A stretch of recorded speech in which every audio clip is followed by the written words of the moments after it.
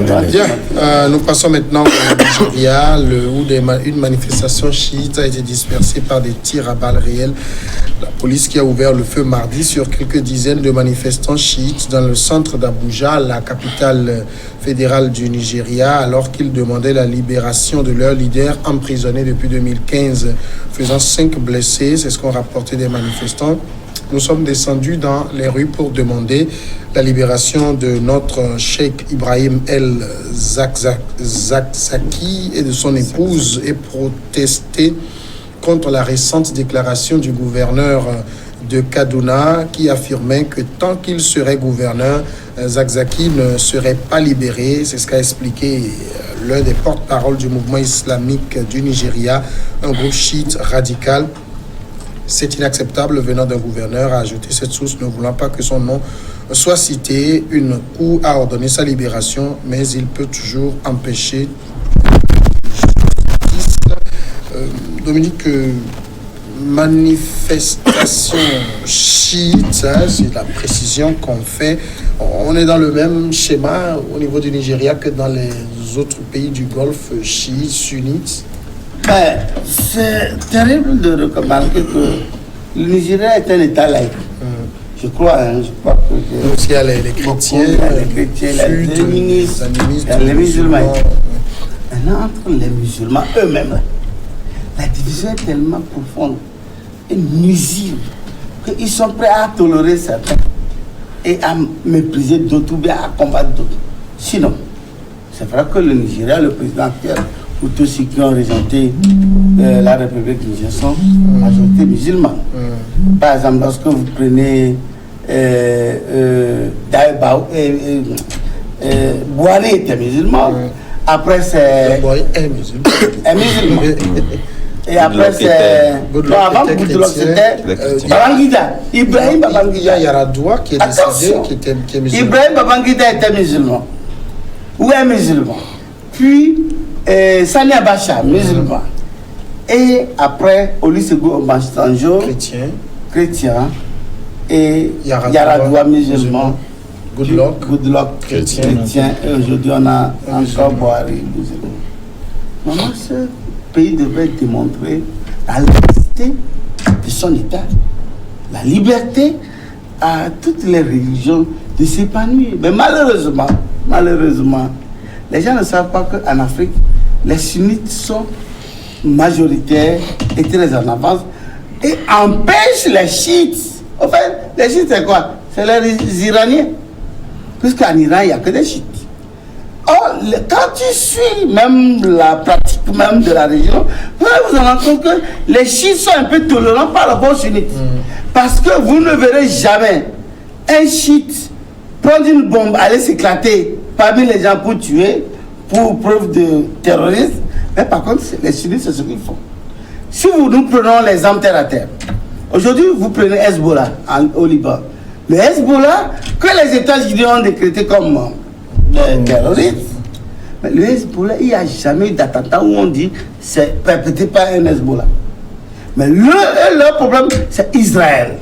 Pourquoi Israël? Israël a occupé leur territoire, a coupé une partie du Liban. Point barre. Donc ils combattent Israël.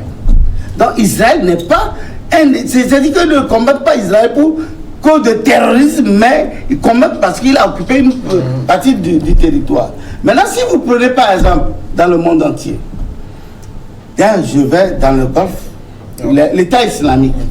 L'État islamique est dirigé par al-Baghdadi. Avant al-Baghdadi, c'était un autre terroriste aussi. Ils sont tous sunnites. Et ces sunnites combattaient et les occidentaux et les chiites, en fait. En réalité, les chiites et les occidentaux ont le même ennemi. Mais je ne comprends pas comment Donald Trump a donné l'ordre de tuer le général iranien Soleimani. Pour quelle raison qu'il est qualifié de terroriste alors que quand il s'était agi de combattre l'État islamique, Soleimani était à la pointe de ce combat avec les milices chiites en Irak qui ont combattu au sol parce que les Occidentaux eux, leur objet, c'est de bombarder. Or, vous bombardez les gars, ils ont des cadeaux pour se camoufler. Maintenant, il faut un combat au sol. Mais le combat au sol, c'est ces shit qui ont payé le plus lourd tribut. Mais aujourd'hui, les Occidentaux, Donald Trump s'est réveillé un bon matin et dit non, il faut qu'on le tue. Pour quelle raison? C'est en cela que les Occidentaux, on a dit, aujourd'hui par exemple, vous prenez l'Afghanistan, les mosquées chiites sont systématiquement pratiquées par les terroristes. Qui sont ces terroristes? C'est les sunnites en fait. D'accord. Germain, dans le cadre du Nigeria, la manifestation, comme je le disais, c'était pour réclamer la libération de Zakzaky. Zakzaky, il faut le rappeler, est détenu depuis décembre 2015 après des violences pendant une procession religieuse. La police avait tiré au cours de cette procession et avait fait 350 morts. Il a été arrêté, placé en détention. Depuis 2016, un tribunal fédéral a jugé sa détention illégale et ordonné sa libération, mais personne ne respecte cette décision. Oui, c'est pour cela que parfois c'est incompréhensible quand nous disons que... je crois que Alizou a développé un certain nombre de choses, peut-être même qu'il est encore allé beaucoup plus loin. Mais effectivement, la question de l'islamisme aujourd'hui en Afrique est une question qui est malheureusement aussi téléguidée depuis l'Occident. Donc oui, il a été jugé, on dit qu'il faut le libérer, mais quand il y a un veto derrière, les gens ne s'exécutent pas. Vous savez parce qu'il est chiite, c'est ça? Pas forcément, je ne sais pas. Parce que vous savez, bien avant, il y a eu le cas du Front islamique de Salut, fils en Algérie. Si vous vous souvenez. C'est des chiites. Voilà, vous vous souvenez aussi comment ça s'est passé également jusqu'à ce qu'on disloque les choses. Donc, vous savez, aujourd'hui, la communauté internationale, notamment les États-Unis, devant la France, tout ça là, qui estiment que le djihadisme, le terreau fertile du djihadisme, après de l'autre côté, que c'est maintenant en Afrique que ça se fait. Alors, donc, ils ont parfois des dossiers, ils disent, mais le monsieur, quand vous le libérez, s'il sort, voilà, c'est ce qui va se passer. Sinon, moi, je ne comprends pas quelqu'un qu'on a dit, mais il faut libérer, il faut appliquer la loi.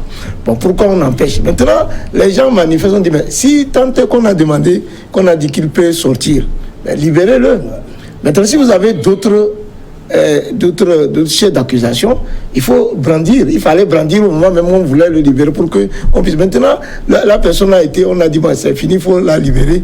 On ne comprend pas. Mais je peux vous assurer que le cas de Zakzaky, peut-être que, bon, comme ce n'est pas encore public, lorsque nous avons cherché à comprendre, il semblerait qu'on le lie justement à l'Iran. C'est-à-dire que on dit qu'il aurait des liens avec l'Iran. Vous savez que l'Iran est un pays qui ne s'entend pas véritablement avec les États-Unis. Il semble que même avec la Russie, il semblerait même que dans le temps aussi, dans le cas du Front islamique de Salut, il y a eu des gens qu'on avait libérés comme ça et qui ont pris le chemin, qui se sont retrouvés plus tard avec Saddam Hussein et tout ça là. Saddam Hussein, les sunnites. Bon voilà, oui, bon voilà. Donc ça fait qu'aujourd'hui ils ont fait des tracés, ils suivent ceux qu'ils estiment qui sont porteurs des germes djihadistes. Ils mettent le monsieur, ils prouvent qu'il avait fait des possessions et tout ça là, tout ce qu'il tenait comme langage, donc il est dangereux. Donc pour ça il faut continuer par le mettre. Et je crois que ceux qui sont en train de manifester doivent faire extrêmement attention pour comprendre qu'est-ce qui se passe, parce que vous savez aujourd'hui les gens ont la capacité de libérer un individu, après 3 mois il va mourir. Donc il faut faire extrêmement attention. Son cas est un cas d'école, mais on ne comprend pas pourquoi. Mais je crois que fondamentalement c'est lié au djihadisme. Mais la question du djihadisme en Afrique aussi, il faut véritablement la traiter. Pourquoi Haram est financé par les sunnites? Pas les chiites. C'est ça la curiosité de l'histoire nigérienne. Pourquoi Haram est financé par les sunnites? D'accord. Mais le gouvernement est incapable d'anéantir Boko Haram. Adam, quand ils s'attaquent aux chiites. On dit que à cause de leur... Vous permettez que je pose ma question, Adam. Quand les membres du mouvement islamique du Nigeria, dont le patron c'est Zakzaky, estiment que le gouverneur de l'État de Kaduna dit que tant qu'il sera gouverneur, Zakzaky ne sortirait pas. Oui, vous voyez, ces propos frisent réellement les libertés fondamentales parce que je crois que quelle que soit l'option, ou du moins c'est vrai que le Nigeria traverse une crise interne assez profonde liée aussi à la religion, parce que vous savez, à l'intérieur, c'est vrai que là on est aussi la même religion. Oui, c'est le radicalisme qui est combattu, mais c'est vrai que tout à l'heure Dominica a peint 2 tableaux assez reluisants. Et lorsque vous prenez ces 2 tableaux, vous voyez un peu les divergences liant carrément la religion musulmane est très profonde, que lorsqu'il confronte d'ailleurs même la religion chrétienne en face. C'est très profond. Et surtout, lorsque vous prenez un peu, le président, il est musulman. Et lorsque vous prenez aussi le gouverneur, c'est un musulman. Donc vous voyez directement, ça voudrait dire quelque part que le gouverneur partage carrément les mêmes aspirations que le président de la République. Ce qui fait que ces manifestations-là, de facto, sont violemment réprimées. Et aujourd'hui, je pense qu'il faudrait quand même, quel que soit ce qu'on fait aujourd'hui, où on voit carrément le Nigeria aujourd'hui qui... aujourd'hui se fait un peu, il est, disons, la première puissance de l'Afrique, et je pense que par rapport à cela, il doit refléter un certain nombre d'images qui puissent donc faire cas d'école au niveau du continent. Mais aujourd'hui, lorsqu'on ne laisse pas libre cours à la justice de pouvoir donc trancher les affaires, et nous avons vu qu'il y a carrément une juridiction qui a tranché en faveur de sa libération, et quelqu'un qui sort, il dit il est gouverneur, mais dit-on que lui serait quand même gouverneur, il ne va pas le libérer. Donc nous aventurons vers quoi? Vers un État autocrate. Or, à ce que je sache, le Nigeria, c'est un État démocratique, et il nous a quand même prouvé de bons exemples lorsqu'il y avait eu des présidentielles qui ont, pour la première fois, le premier mandat de Buhari, un présidentiel assez exemplaire, qui était donc un cas d'école. Et aujourd'hui, je pense que lorsque ce pays-là s'aventure, c'est vrai que c'est un État décentralisé où on ne peut pas quand même d'une manière globaliser un peu les actes qui sont faits dans telle région par rapport à telle. Mais je pense qu'aujourd'hui, lorsque nous prenons surtout cette zone-là, c'est une qui est un peu l'épicentre carrément de la gouvernance du Nigeria. Et je ne crois pas qu'on puisse tenir ce genre de propos ou qui fait intervenir un peu carrément le radicalisme, parce que ça renforce entièrement le radicalisme, et cela n'est pas bon et ne prouve pas réellement qu'on est donc des lendemains meilleurs en ce qui concerne la stabilité de ce pays. Je voudrais indiquer que, vous savez, les chiites avant étaient beaucoup plus concentrés au niveau des pays du Golfe. Par exemple, en Arabie Saoudite, il y a 11% de chiites. Donc le reste, c'est les sunnites et autres. Vous savez qu'au niveau des chiites en Iran, il y a des synagogues, il y a des chrétiens qui exercent librement leur religion. Ça, c'est très inquiétant. Alors que dans les États sunnites, par exemple, Arabie Saoudite, il n'y a pas question que quelqu'un se prévale de chrétien et de quoi que ce soit. Ça n'existe pas. Il n'y a aucune église. En Arabie Saoudite, le centre du sunnisme. Maintenant, quand vous prenez par exemple le Bahreïn, Bahreïn est à 110% de chiites, mais dirigé par la minorité sunnite, épaulé par l'Arabie Saoudite.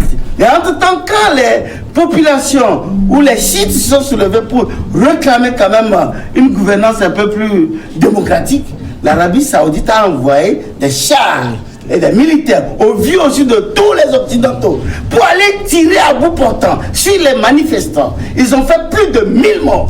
Je vous dis que personne n'a parlé de génocide. Parce que quand tu as la bénédiction des Occidentaux, c'est propre. Tu peux tuer, tu peux faire même 100 000 morts. On va t'ignorer. En fait, parce que les Occidentaux tirent beaucoup plus leurs dividendes dans les puits pétroliers avec les sunnites. Et donc, les sunnites sont systématiquement protégés. D'ailleurs, c'est pourquoi dans la guerre Iran-Irak, les Américains ont soutenu plutôt Saddam Hussein. C'est eux qui finançaient Saddam Hussein en armement contre l'Iran d'Ayatollah Khomeini. Mais qu'est-ce qui s'est passé?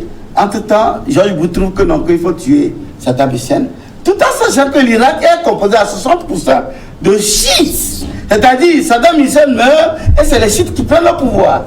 Voilà ce qui s'est passé. Et ils ont pris le pouvoir. Et ils ont collaboré, ils collaborent avec le pouvoir chiite en Irak. Maintenant, le général Soleimani, ils se sont dit non, qu'il est trop important, il faut le liquider. Et pourtant, lorsqu'il s'était agi de combattre Daesh, il était à la pointe de ce combat contre l'ennemi redoutable, notamment les terroristes sunnites djihadistes. Aujourd'hui, c'est ça qui est un peu paradoxal Le schéma est clair. au niveau de nos Occidentaux, qui parfois on ne sait pas, lorsqu'il s'agit de leur intérêt, il n'y a pas de cadeau. D'accord. Ils sont prêts à carrément quitté le même si c'est son propre fils, si vous permettez, ou c'est sa femme qui est on mise en cause, ils sont pour prêts à le liquider.